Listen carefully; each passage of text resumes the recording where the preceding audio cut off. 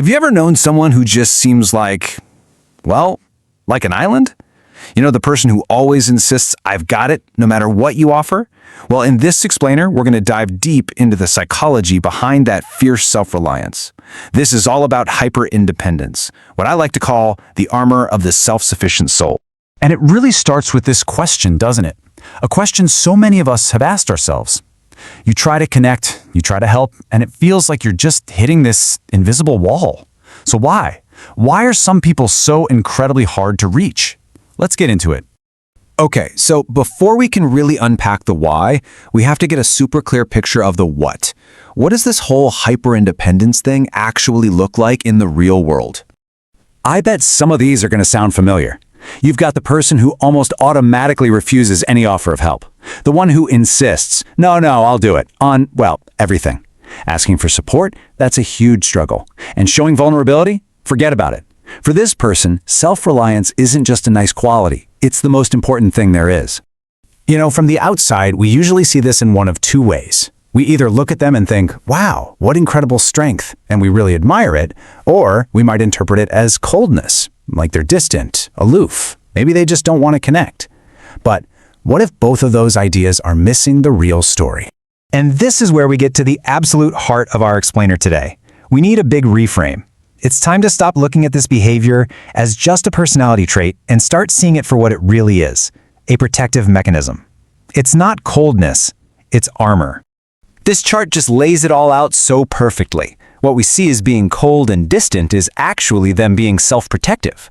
What looks like an unwillingness to connect is really a deep wariness of depending on anyone. And what feels like them pushing people away? Well, that's them building a fortress, brick by brick. So here's the crucial takeaway. This armor, it's a psychological survival strategy. It is not about you. It's a defense system that's been built up over time to protect the person from what their brain has learned are very, very real threats. The threat of depending on someone and the absolute crushing weight of being disappointed. So where does this armor even come from? I mean, it's not something you just pick up at a store, right? It has to be forged. And that process, well, it almost always begins with lessons that were learned a long, long time ago. Now, this is so critical to understand. Hyperindependence is not a conscious choice someone just wakes up and makes one day.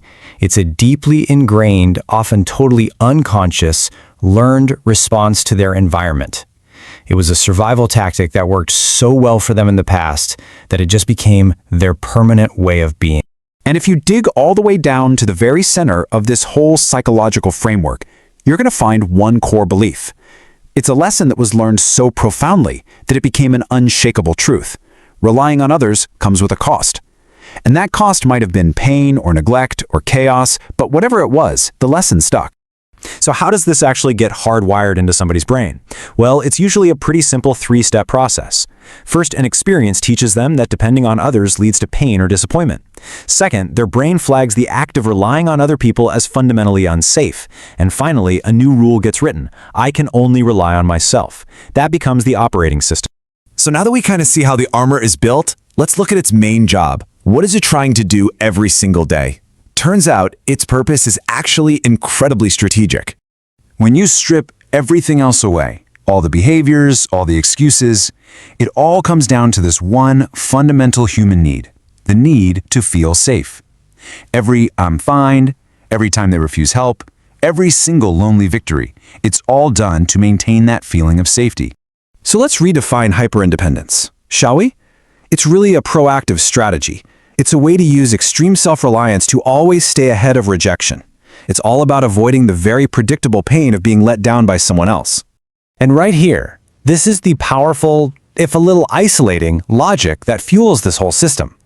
It's a perfect, airtight equation, really. If you never ever need anyone for anything truly important, then you can never be truly disappointed by them. You can't be let down if you were never counting on being held up in the first place. So, the next time you meet someone who seems so fiercely independent, just remember the armor. And I want to leave you with this one final thought to take with you. If self-sufficiency is the safety that comes from armor, what does the safety that comes from true connection feel like? Thanks so much for tuning in.